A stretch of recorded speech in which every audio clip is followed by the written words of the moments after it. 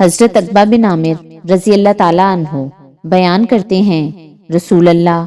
صلی اللہ علیہ وآلہ وسلم نے فرمایا، جس نے کسی کا کوئی عیب دیکھا اور اس کی پردہ پوشی کی تو وہ اس شخص کی طرح ہے جس نے زندہ درگور کو زندہ کیا۔ حضرت عبداللہ بن عمر رضی اللہ تعالیٰ عنہ بیان کرتے ہیں، رسول اللہ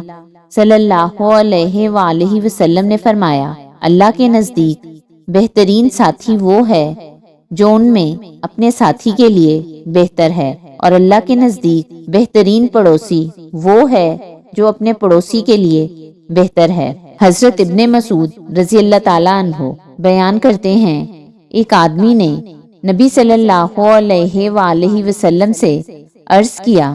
اللہ کے رسول، مجھے کیسے پتا چلے کہ میں اچھا ہوں یا برا؟ نبی صلی اللہ علیہ وآلہ وسلم نے فرمایا، جب تم اپنے پڑوسیوں کو کہتے ہوئے سنو کہ تم اچھے ہو تو تم اچھے ہو، اور جب تم انہیں کہتے ہوئے سنو کہ تم برے ہو تو تم برے ہو۔ حضرت ابو ہریرہ رضی اللہ تعالیٰ عنہ بیان کرتے ہیں، ایک آدمی نے عرض کیا،